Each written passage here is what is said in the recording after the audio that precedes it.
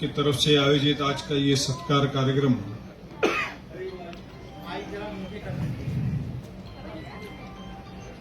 इस संस्था के अध्यक्ष डॉक्टर शिवश्याम तिवारी जी, हमारे मित्र आदरणीय राधेश्याम तिवारी जी, कमला शंकर मिश्रा जी, ब्रिज प्रसाद मिश्रा जी, बैजनाथ मिश्रा जी, मनोज चतुर्वेदी जी, नागेंद्र मिश्रा जी, मंच पे उपस्थित महानुभाव, हमारे बड़े भाई आदरणीय डॉक्टर रमेश दुबे जी, कृपा शंकर जी, ललन तिवारी जी जो अभी हमारे बीच में थे, डॉक्टर राधेश्याम तिवारी जी, संतोष आर्यन सिंह, पंकज मिश्रा जी, उदय प्रताप सिंह जी, संजय सिंह, हृदय नारायण सिंह, ओम प्रकाश दुबे जी, आर के द्विवेदी जी, डॉक्टर किशोर सिंह, ओमकारनाथ मिश्रा जी, ओपी सिंह जी, ब्रिजमोहन पांडे जी, अनिल तिवारी जी, राघवेंद्र द्विवेदी जी, केसी दुबे जी, सुरेंद्र कुमार मिश्रा जी, विनोद हरदत्त सिंह जी, और जिनका सत्कार हमारे साथ में यहां पे किया गया, हमारे मित्र अनिल देवव्यास गलगली जी और ज्ञान प्रकाश सिंह जी, उपस्थित सभी सम्मान्य व्यासपीठ, उपस्थित भाइयों बहनों और दोस्तों, मैं सर्वप्रथम भारतीय सद्विचार मंच और उनके सभी पदाधिकारियों का, मुझे आज आदरणीय डॉक्टर राम मनोहर त्रिपाठी जी का अवार्ड से सम्मानित करने पर उनका मैं शुक्रिया अदा करता हूं, तहे दिल से धन्यवाद व्यक्त करता हूं।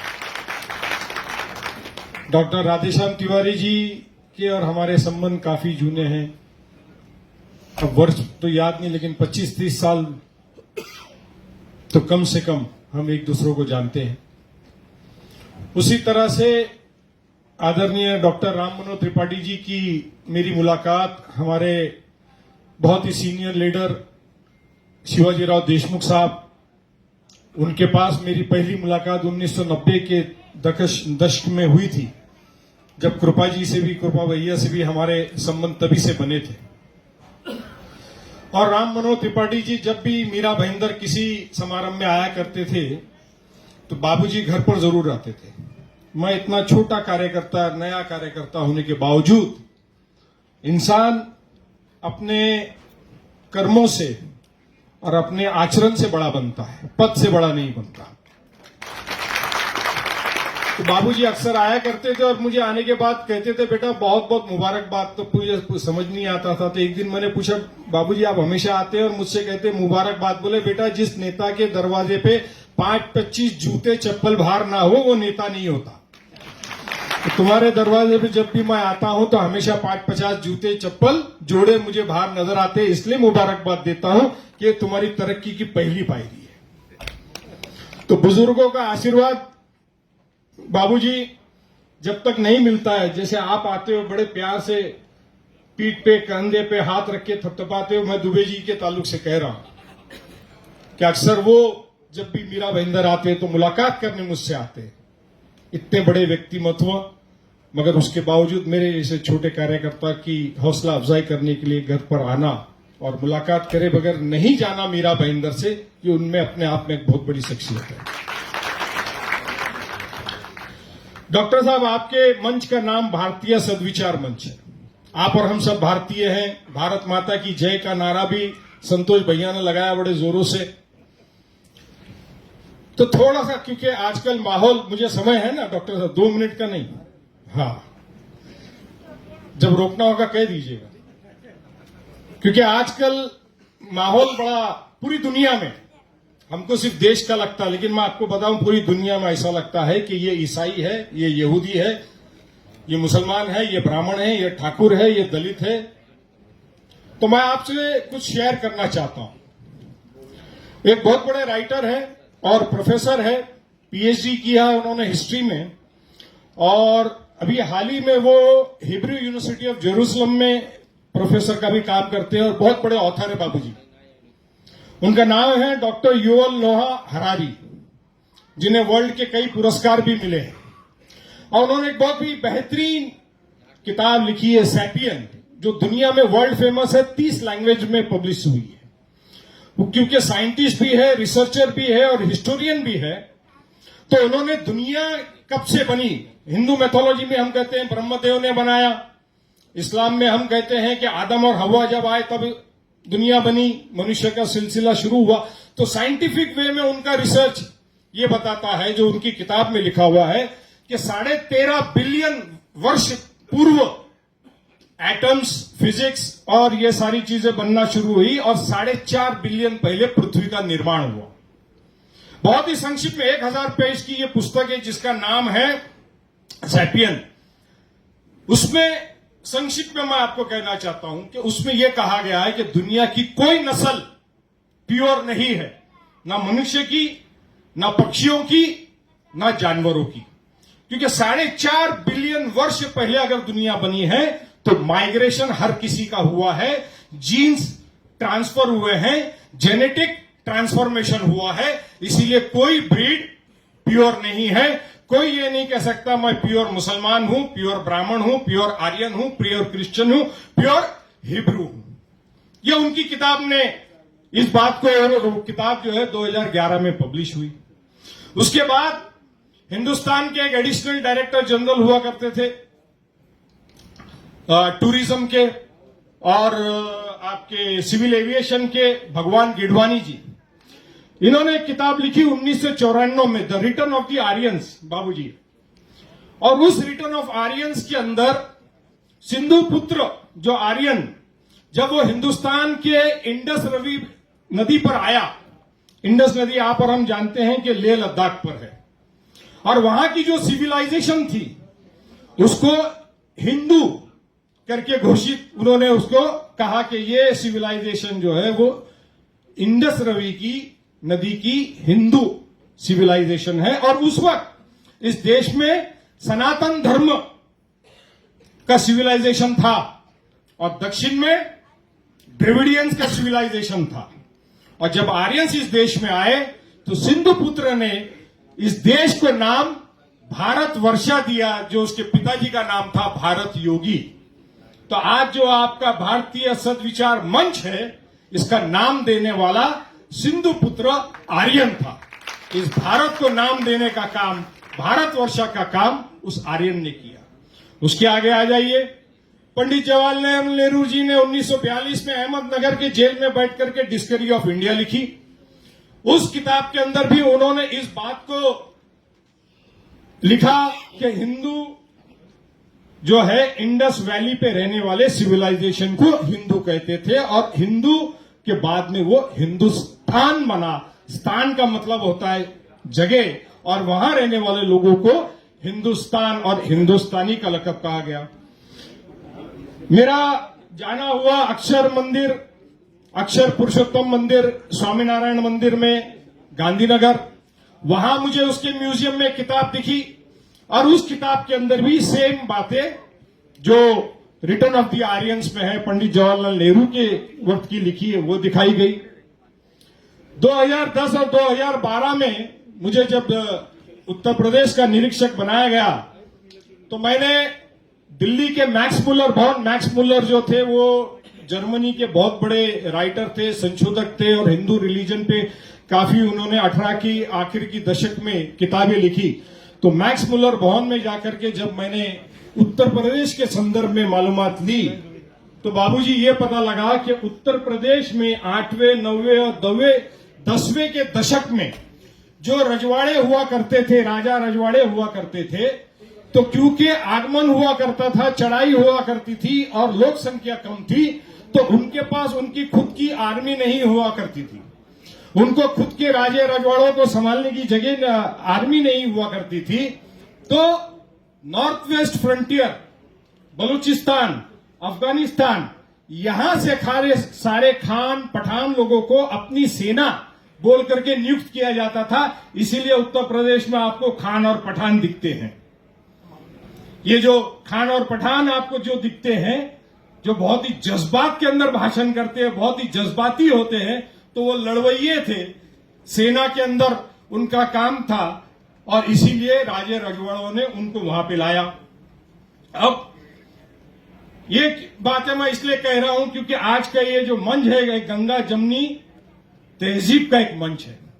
तो गंगा जमनी तहजीब की शुरुआत कोई 5-25 वर्षों से नहीं हुई, दुनिया जब से बनी तब से हुई। इसलिए सैपियंस ने कहा कि कोई जीन्स प्योर नहीं है, आपके हमारे सारों के जीन्स जेनेटिक अगर आप ढूंढा जाए तो एक जैसा मिलेगा। एक सादिया दहलवी बहुत बड़ी फ्री कॉलमिस्ट है और उन्होंने बहुत ही एक बढ़िया किताब लिखी जिसका नाम है सूफीज्म। क्योंकि हिंदू मैथोलॉजी के हिसाब से भी अभी विष्णु भगवान के जितने अवतार आने थे आ चुके, इस्लाम के हिसाब से भी जो पैगंबर आने वाले आ चुके हैं, जो नबी आने वाले थे आ चुके हैं, यीशु क्रिस्त आ चुके हैं, मोजस आ चुके हैं। अब इसके बाद कोई भगवान का अवतार नहीं आएगा, जो रहेंगे वो साधु संत और महात्मा रहेंगे। तो सूफी कौन है? तो ये सारे संतों को सूफी माना जाता है। ये सूफी भगवान, ईश्वर, खुदा इनका दोस्त होता है, मित्र होता है, क्योंकि ये उसकी आराधना पूजा में लिंग रहते हैं और इसीलिए उनको वो स्तर और वो मान मर्यादा मिलता है। और इसीलिए मैं ये बात इसलिए कह रहा हूं कि हम जब कोई दरगाह शरीफ के बारे में बात करते हैं या कोई साधु संत के बारे में बात करते हैं, बहुत ही अनाधार से बात करते हैं, बहुत ही इररेस्पॉन्सिबल होकर बात करते हैं। मतलब ऐसा लगता है कि हम एक पर्टिकुलर मजहब के हैं तो हमने साधु संतों को सिर्फ हम एक मजहब के तो उसी को रिस्पेक्ट देना चाहिए, दूसरों को नहीं देना चाहिए। तो मैं ये बताना चाहता हूं कि ये साधु संत जो होते हैं ये सूफी है और इसीलिए चाहे वो किसी समाज के हो, भाषा के हो, किसी मजहब के मानने वाले हो, उसकी मान मर्यादा और सम्मान हर मनुष्य ने करना चाहिए। यही गंगा जमुना की तहजीब है। उसके आगे चलिए, मार्क तली बीबीसी के बहुत बड़े संपादक रहे, रिपोर्टर रहे, 40 साल इस देश में रहे। उन्होंने एक बहुत बढ़िया किताब लिखी द हार्ट ऑफ इंडिया और उसमें उन्होंने लिखा कि अगर हिंदुस्तान को जानना है बाबूजी तो उत्तर प्रदेश को जानिए। जो इंसान उत्तर प्रदेश को नहीं समझेगा, वहां की संस्कृति को, कल्चर को नहीं समझेगा, वो इस देश को नहीं समझेगा। और उसमें भी उन्होंने काफी जगह पे ये चीजों को लिखी कि गंगा जमुना की ये जो तहजीब है ये कई सालों से उत्तर प्रदेश में इसकी नींव है। उसके आगे आइए, चैलेंजिंग डेस्टिनी छत्रपति शिवाजी महाराज के ऊपर मेधा देशमुख भास्करन ने किताब लिखी और उसमें सारे छत्रपति शिवाजी महाराज के संदर्भ में उनके सिपा सालार कौन थे, उनकी आर्टिलरी कौन संभालते थे, तो मुसलमानों के नाम है, खान के नाम है, पठानों के नाम है। यहां तक ही नहीं, अफजल खान को मारने के लिए जो हथियार बना करके शिवाजी महाराज को दिया गया था वो एक मुसलमान सिपा सालार थे। ये गंगा जमनी तहजीब का एक अंक है। मैं हमेशा कहता हूं बाबूजी कि मुगल सल्तनत के दौरान गौ माता के हत्या पे पाबंदी थी। मुझे प्रत्यक्ष दर्शनी हुई अभी पिछले महीने। मुझे स्वामीनारायण मंदिर में जो उसका महोत्सव था वहां बुलाया गया था, सत्कार वगैरह था। उसके बाद मुझे गांधीनगर में जाने का मौका मिला जहां पे महावीर जैन संग्रहालय है, लाइब्रेरी है, म्यूजियम है।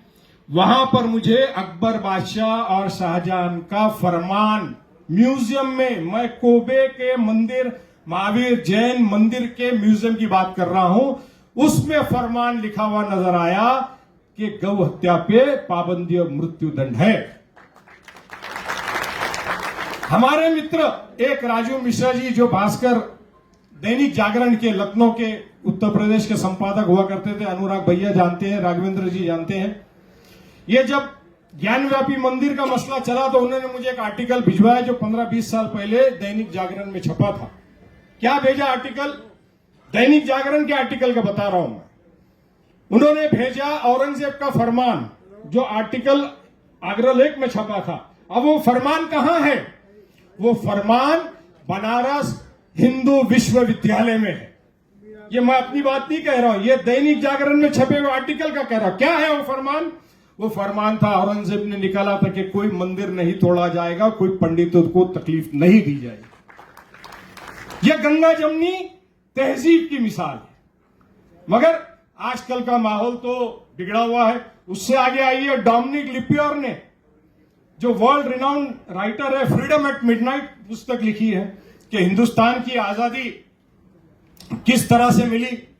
उसमें बहुत ही एक चैप्टर में बहुत ही बढ़िया बात उन्होंने लिखी कि मोहम्मद अली जिन्ना ने आजादी के बाद, पाकिस्तान बनने के बाद कुछ सालों के बाद अपनी बहन से अपना दर्द सुनाया और उसमें कहा कि मेरी जिंदगी की सब में बड़ी गलती मैंने की, जो ये मुल्क बनाया, ये मुल्क कभी तरक्की नहीं कर सकता। क्यों नहीं कर सकता? क्योंकि ये फ्यूडलिज्म, राजे रजवाड़े और मौलाना और फैनेटिज्म से कभी बाहर नहीं निकल सकता। तो जो मुल्क फ्यूडलिज्म और फैनेटिज्म, धर्म के आधार के ऊपर अगर बना है तो वो टिक नहीं सकता। आज पाकिस्तान आपके हमारे सामने भीख मंगा हुआ है, ये उसकी जीती जागती मिसाल है। और उसके सामने हिंदुस्तान है जो गंगा जमुना तहजीब को आज भी मानता है और चलाता है। ऐसी सारी दुनिया भर की हिस्ट्री और रिसर्च और किताबें है। और आखिर में आ जाइए, क्योंकि हम लता दीदी के नाम से उस हॉल में बैठे हैं, तो फिल्म के संदर्भ में बात ना हो तो मजा ना आए। गोभी पिक्चर 1970 के दशक में गोभी पिक्चर बनी। बाबूजी आप तो जवान थे, तभी गए होंगे देखने। दिलीप कुमार की पिक्चर, उसमें एक्ट किया दिलीप कुमार ने, गाना लिखा, गाना गाया महेंद्र कुमार जी ने, और कल्याण जी आनंद जी ने जो है उसका संगीत दिया था। और कितना बढ़िया भजन दिलीप कुमार जी उसमें गाते हैं, अदाकारी करते हैं कि रामचंद्र जी कह गए सिया से ऐसा कलयुग आएगा। आप और हम अभी इस कलयुग में ही हैं कि हंस चुगेगा दाना और कौवा मोती खाएगा।